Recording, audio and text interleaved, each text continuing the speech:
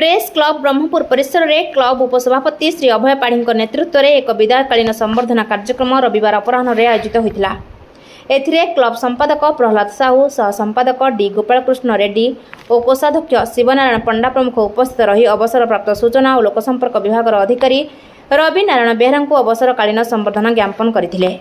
प्रकाश थाउ कि श्री बेहरा निज कार्यकाल समय भितर गंजाम जिलार बहु प्रेस क्लब और सांबादिक संघ तथा कार्यरत सांबादिक मानक स्वार्थ और विभिन्न उन्नतिमूलक कार्य करथिबा बेले प्रेस क्लब ब्रह्मपुर को मध्य बहु समय सहयोग करथिले। से नहीं आज प्रेस क्लब ब्रह्मपुर तरफ बहु सदस्य तथा सहर बहु सांबादिक मानक द्वारा उपढौकन और स्मृति स्मारकी प्रदान स्वरूप संबोधित कर उक्त कार्यक्रम में कार्यकारी कमिटीर सदस्य अभिजित कर, मृत्युंजय साहू, ललाटेन्दु चौधरी समेत क्लब सदस्य वरिष्ठ सांबादिक शक्तिधर राजगुर, शिवराम चौधरी, बीके विशारद, राजेश साहू, क्षीरसिंधु महांती, निर्मल साहू, विघ्नराज महापात्र, सुनील साहू, दिनेश पट्टनायक एवं कार्यरत सांबादिक नरसिंह डाकुआ प्रमुख उपस्थित थिबा बेले शेषे युव सांबादिक पिंटू बेहरा धन्यवाद अर्पण करथिले।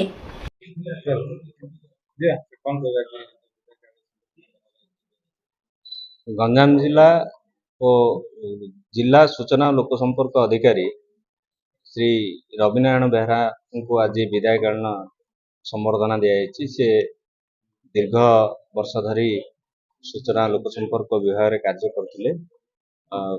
आम ये विभाग रे कार्य करने समय से ब्रह्मपुर रे गंजाम जिले में लाइब्रेरी हो बा विभिन्न क्षेत्र से दायित्व थिबा समय रे अनेक उन्नयनमूलक कार्य करते। आज प्रेस क्लब ब्रह्मपुर पक्षर तांको संबर्धना दिखाई।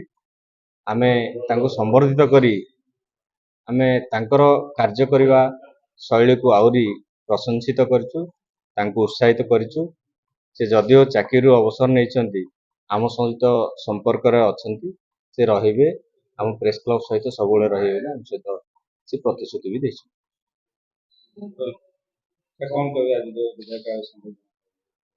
आज बहुत खुशी लगुच गंजाम जिलार ब्रह्मपुर प्रेस क्लब विदायकालीन संबर्धना देइचंती। मो चाकरी जीवन रे अवसर ग्रहण करछि निमंते ये संबर्धना उत्सव आयोजन करछंती ब्रह्मपुर प्रेस क्लब। सेथिपाई प्रेस क्लब रो प्रेसिडेंट ठारू आरंभ करी प्रेसिडेंट, वाइस प्रेसिडेंट, संपादक, समस्त सभ्य, जॉइंट सेक्रेटरी समस्त को मु धन्यवाद दूची। एवं प्रेस क्लब रो जेते सब मेंबर समस्त को मध्य आंतरिक धन्यवाद दूची। जड़े अवसर ग्रहण कला परे ता जीवन रो जहाँ सब कार्य करिछि ताहाकू पर्यालोचना आलोचना करथिले। बहुत खुशी लागिला।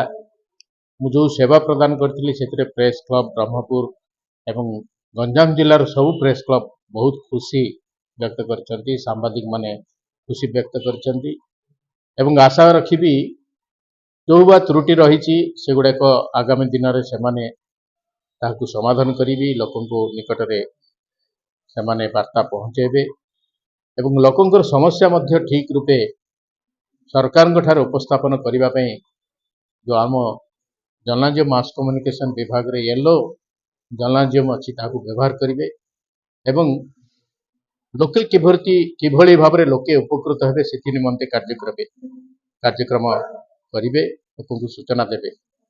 से मु आज अनुरोध करुच्ची सबु प्रेस से प्रति सजग हुंतु एवं आमे मनमालिन्य रखा नहीं। कौन सी प्रेस सबु बंधु सबु प्रेस बंधु मिलमिशि आमे काम करिबा निहाती भाव में लोकंकर आमे उन्नति आनी पारिबा। धन्यवाद।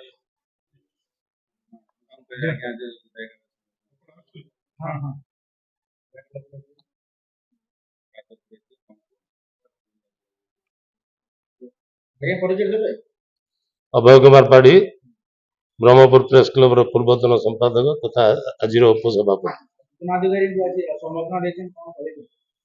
शुणु संबर्धना दिया संबर्धना टा माने ठीक समय मुझे दुखित कारण से 30 तारिख अवसर ना सी डीआईपीआर हेले भी सी मो जड़े बड़ भाई भाया जेहेतु अतीत आम सब गोटे स्कूल रे पाठ पढ़ुलु आ सारा ओडिशा रे बहुत डीआईपीआर सहित मिशी आलोचना कर डीआईपीआर आम पाइबुने भविष्य डीआईपीआर बहुत आसवे बहुत जीवे किंतु ये कार्य दक्षता थी डीआईपीआर ଆମମାନଙ୍କୁ ହୁଏତ ନ ମିଳିପାରନ୍ତି।